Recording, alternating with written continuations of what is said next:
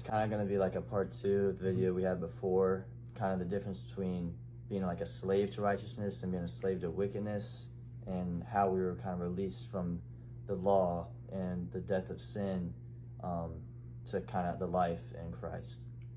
Romans 6 verse 15 says, "What then? Shall we sin because we are not under the law but under grace? By no means. Don't you know that when you offer yourselves to someone as obedient slaves, you are slaves of the one you obey, whether you are slaves to sin, which leads to death, or obedience, which leads to righteousness? But thanks be to God that though you used to be slaves to sin, you have come to obey from your heart the pattern of teaching that has now claimed your allegiance. You have been set free from sin and have become slaves to righteousness." So getting into the slave to sin part before Willard goes over to slaves to righteousness, slaves to sin means we are actively choosing to sin. We actively deny God's teaching and actively choose sin, actively choose death, basically. And that's what all the people in the Old Testament are, and actually all of us are, if we choose to not follow Jesus. If we choose to reject him and reject his sacrifice on the cross, then we are slaves to sin. And basically, that means when you're obedient to sin, it has control over you. It controls your life. It controls your every actions. And then you are not living a righteous life, and you are basically a walking corpse, if that's the best explanation. That's what you are. When you have that slave to sin aspect of you, when you're actively a slave to sin, that means you are just like everyone else, kind of. And just we're called to live a separate life from the people who actively choose to stay in sin. As followers of Christ, we're called to be different, which is what Willard is about to go over. So the spiritual death and, being alive in sin, that's not to scare anybody. It's just to have a healthy awareness of all this, so you don't stay in that. So you actually give your life to Christ and become a slave to righteousness instead.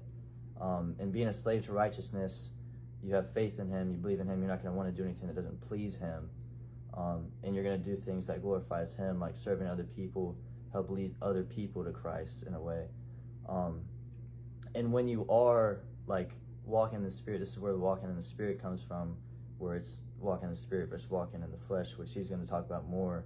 But when you're the Spirit, which I have realized lately about myself is, and when you're also a slave to righteousness, it says it here in Romans chapter 7, verse 15, "I do not understand what I do, for what I want to do, I do not do, but what I hate to do. And if I do what I do not want to do, I agree that the law is good. As it is no longer myself who do it, but is the sin living in me." So basically, when you're a slave to righteousness, when you do sin, it's not you who does it anymore. It's the sin living inside of you, because you're walking with the Spirit and you're a slave to righteousness, and you have that faith in Jesus Christ, and you'll be forgiven because of the grace he's provided you with. But also, the other side of this is intention of the heart, whether you intend to sin or intend to live a life for Christ.